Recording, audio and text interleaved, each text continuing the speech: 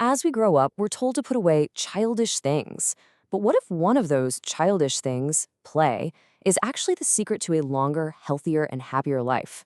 Well, in this explainer, we're going to uncover why maybe we should never have left the playground in the first place. Let's just kick things off with this powerhouse of an idea from George Bernard Shaw. It completely flips what we think about aging on its head. It suggests that getting older isn't just about a biological clock ticking. It's a choice we make when we decide to stop playing. So let's dive into that. Let's explore this forgotten instinct. How does something that's so natural to us as kids get totally buried under the weight of being an adult?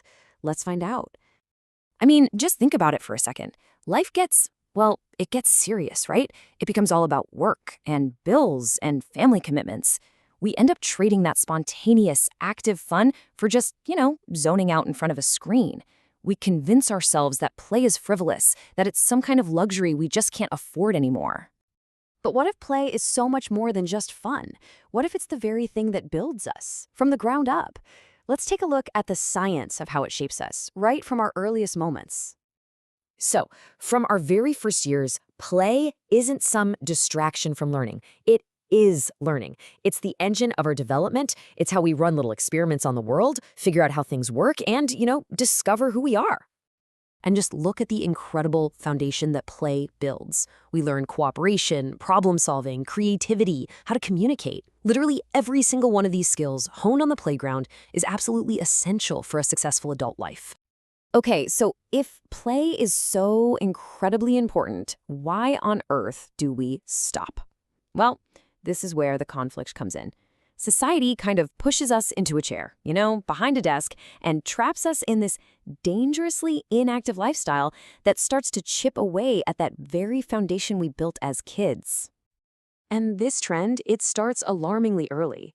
Compared to the 1970s, kids today spend 50% less time in unstructured outdoor activities. 50%! Think about that. That is half of all that free, creative, and active playtime, just gone.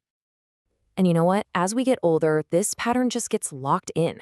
We get chained to our desks, and we sort of just accept this new reality.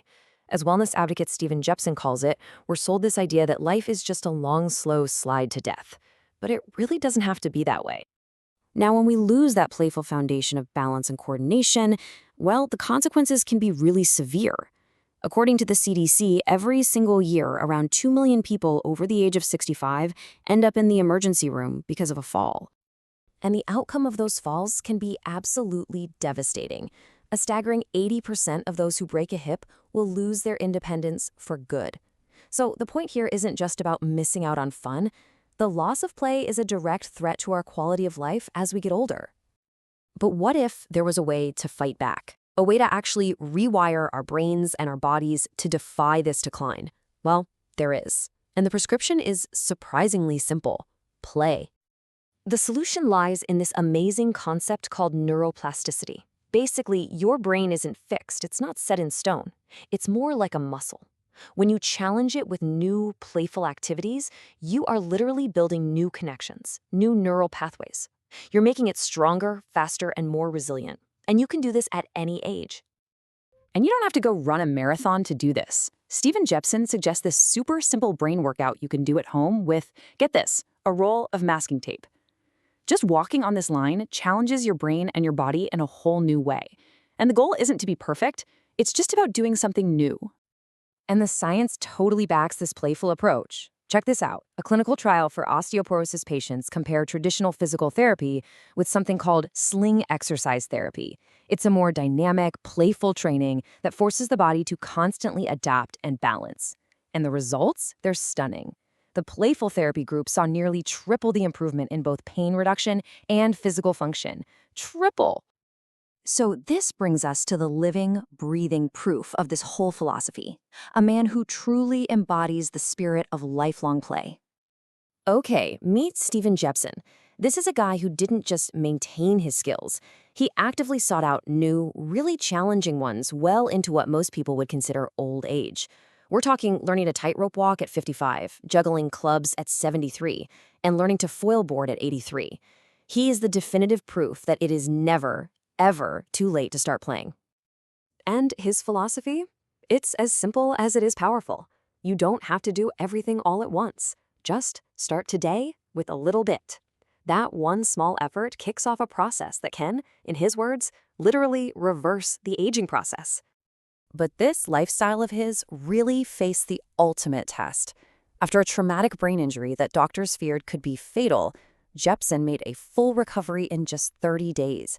He credits his cognitive reserve, all that extra brain power and resilience he built from a lifetime of relentless play. Okay, so this is all incredibly inspiring, right? But how do we take this inspiration and actually turn it into action? How do we bring the playground back into our own lives? That first step can really feel like the hardest one. We're out of practice, I get it, but it doesn't have to be complicated, and it certainly doesn't have to be intimidating. You don't have to go buy a unicycle tomorrow, I promise.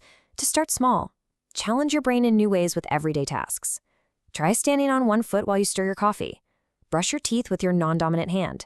These small, new, novel acts are such a powerful way to start. And remember this, because it's so important. The goal is not mastery. You don't have to become a perfect juggler or a tightrope walker.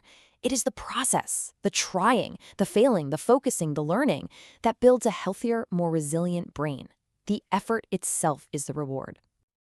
So, we'll leave you with this. The chance to improve your health, boost your brain, and bring more joy into your life is right there in front of you. It's not a prescription you need to fill, it's an invitation. The playground is open. The only question is, what's your first move?